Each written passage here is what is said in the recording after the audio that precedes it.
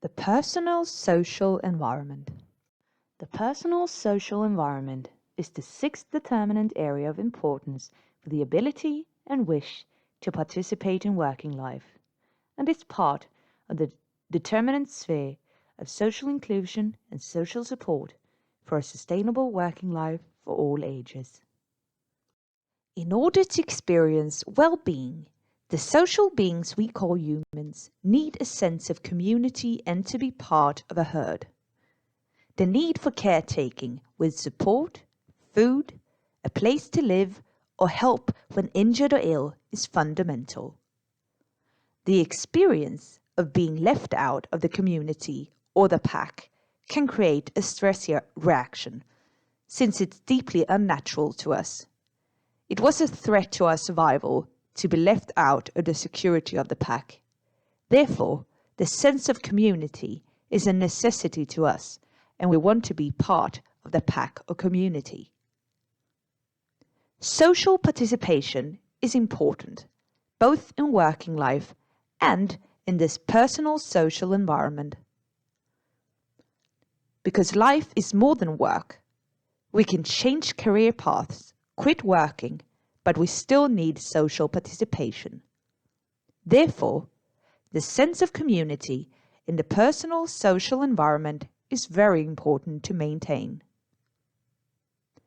In order to experience well-being, we need a healthy personal life with social participation and a sense of community outside the workplace, and a leisure time that provides rest, relaxation, and time for recuperation, where we, in a secure social environment, can stock up on new physical and mental energy.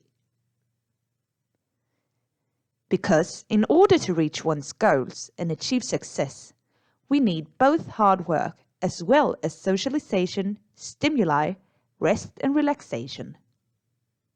Even if the wage model is based on work and working life, we cannot disregard the significance that personal life and leisure time has on being able to and wanting to work. Many ambitious people, both in sports and in working life, know that hard work is needed in order to achieve success. But what sometimes is forgotten with a devastating consequence is that rest and leisure is vital if one strives to be successful. This applies no matter what goal, and is very important for a sustainable working life for all ages.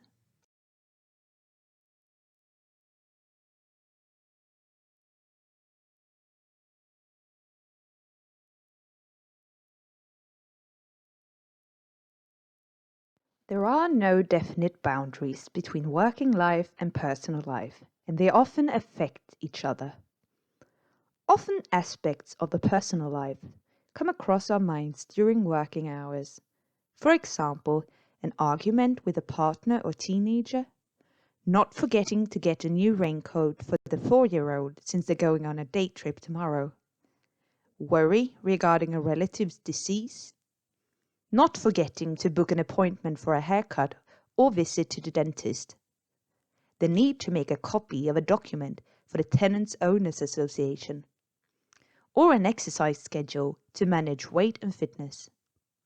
Furthermore, we often think about our work in our leisure time. For example, worrying that the train will be delayed and thereby risk being late for the important meeting with the manager, waking up in the middle of the night and having a hard time to fall back asleep because one forgot to send an important email as promised. Impatience and worry that affects one's partner, children, or friends because one is really stressed about a work task. Thoughts in the evening of how a patient, client, or student will manage. The personal life and working life can also influence each other, since some co-workers may become friends, even close friends, while others remain to be just co-workers. Sometimes the task of managing these different parts of an individual's life is called work-life balance, and it can be quite the puzzle to make all parts fit. Furthermore, it involves many people not only oneself and one's family, but also co-workers and the workplace. In a society where the boundaries between working life and personal life dissolve, one needs to keep in order what concerns working life and what concerns the personal life. Treating each other like human beings at work is not the same as being a family. In a family, one can expect that the others are interested and listen to what one has to say regarding personal matters to a larger extent than in working life. Rights and obligations are different in working life and in the personal life. At work, it's possible that someone is interested in one as an individual. However, we cannot expect it. At the same time, people spend a lot of their hours in a day in their working life, and in our thoughts, there are no definite boundaries between personal and work-related matters. This may risk causing confusion and insecurity. Feelings of insufficiency to catch up, cope, and being able to perform to one's best standards, both in working life and the personal life, put an unreasonable demands on ourselves and our surroundings and constitute a large part of the basis for stress and stress-related ill health.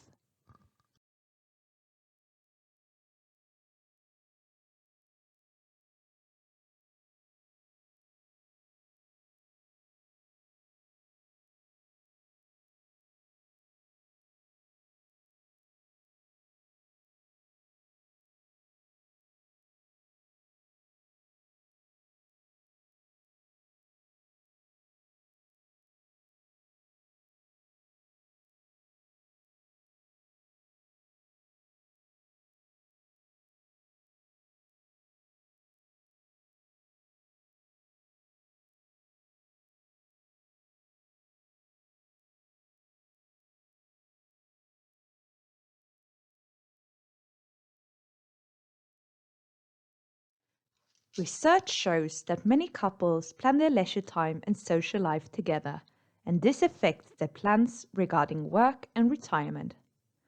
Furthermore, many couples retire at the same time, even if they're not born the same year.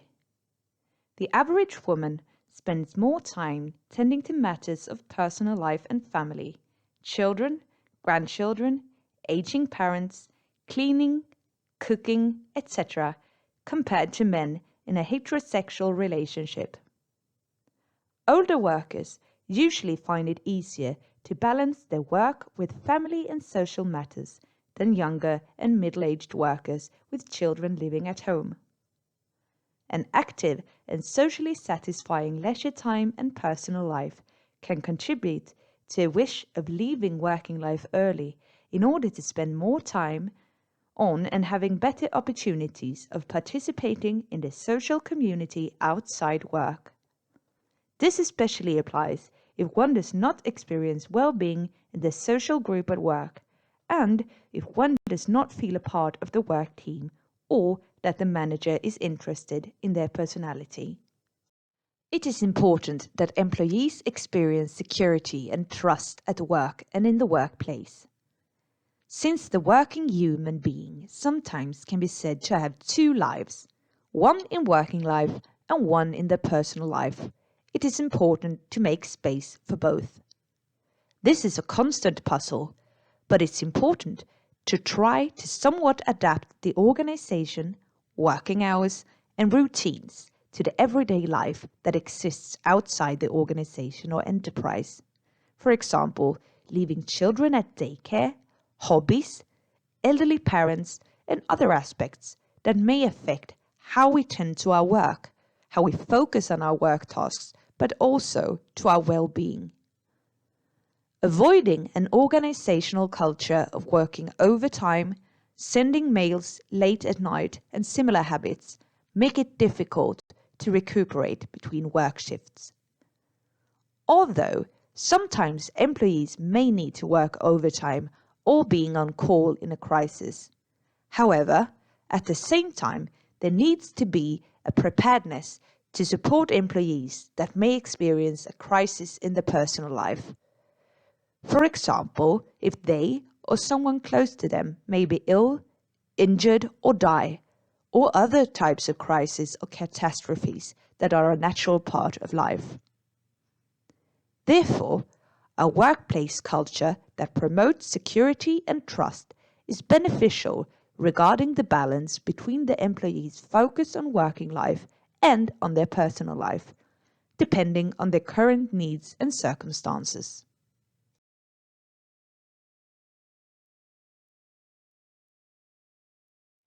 Many of us constantly have bad conscience because we don't feel or think that we do enough to reach our goals, both in working life and in our personal life. We work in order to receive financial compensation like salary, and because our participation in working life gives access to different social insurance benefits from society.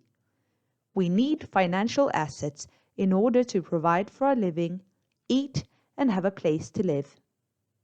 However, for some, working life may feel like a burden or a necessary evil that steals time from the personal life, where one may want to spend their entire life in a social community and when spending time with children, partner, friends, at volunteer work or at club activities.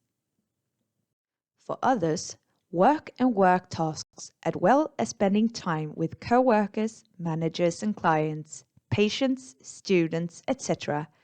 are experienced as very stimulating and motivating, and a personal life may be experienced as a burden that steals time from the possibility to be at, socialize at, and achieve at work.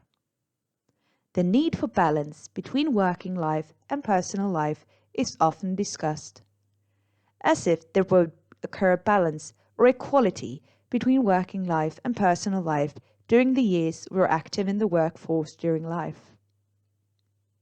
However, it's a bit more complicated than that, and there is no such formula between working life and personal life. The balance between work and personal life is an experience and a question of having time to do what one wishes in life, together with the possibility for varying activities, stimuli, and sufficient time for recuperation. To some of us, and during certain times, the personal life can offer a greater possibility for recuperation.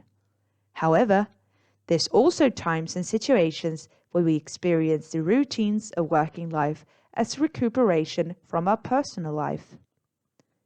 It's important to consider and reflect on the balance throughout life, since one will need to spend more time and focus on working life in certain periods of time and in certain ages, and in other times and ages one needs to spend more time and focus on one's personal life.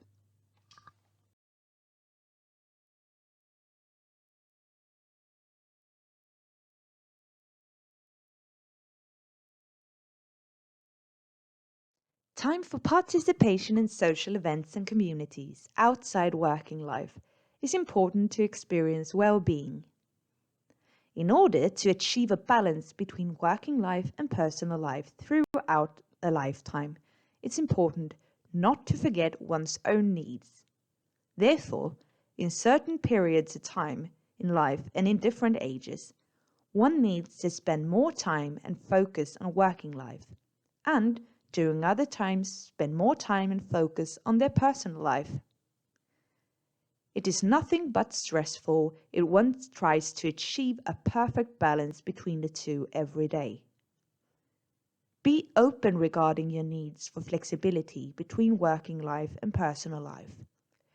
Dare to put yourself and your needs first in order to achieve a balance between working life and personal life in the long run. In order to find solutions, be open to managers and co-workers regarding hindrances at work and in your personal life, as well as your needs and possible solutions to balance working life and personal life. Furthermore, if you have a partner, talk to them regarding hindrances at home and in your personal life in order to find a good solution in working life and try to balance and match the solutions. If you're a manager, there's good reason to consider and reflect on the following. If needed, is there a possibility to take calls, book appointments, or tend to personal matters that are necessary or of great importance to the personal life during working hours? Does the manager, consciously or unconsciously, expect that employees execute work tasks at home or work overtime? Is there a possibility to offer flex time if this is beneficial for the employees and for the organization?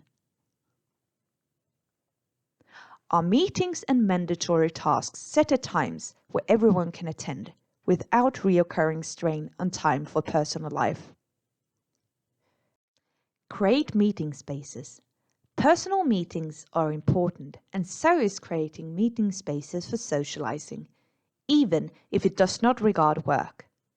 For example, kick-offs, after-works, startup meetings, restart meetings, summer parties, Christmas parties should be possible and open to everyone. Create a culture where employees can take coffee breaks or lunch breaks together.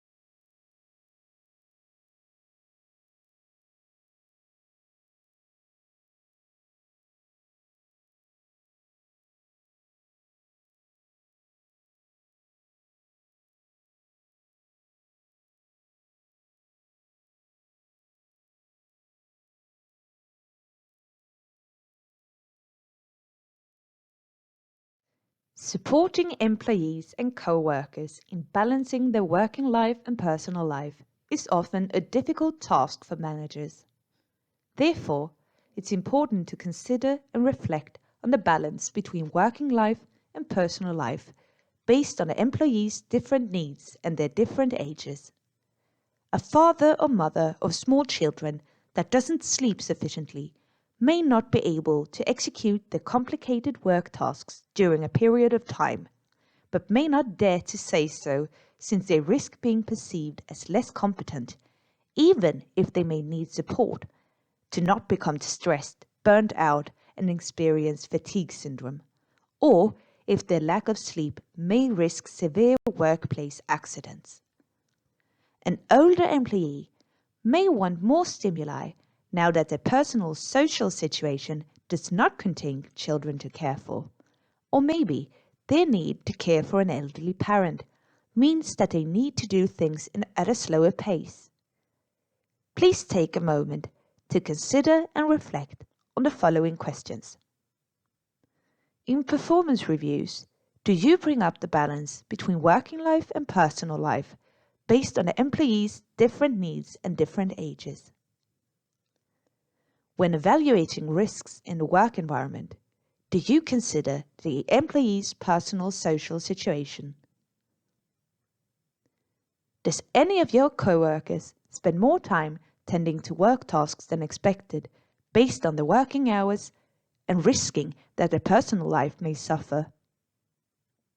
Does any of your co-workers spend more time tending to their personal social situation than expected based on their working hours and thereby risking that the work tasks may suffer?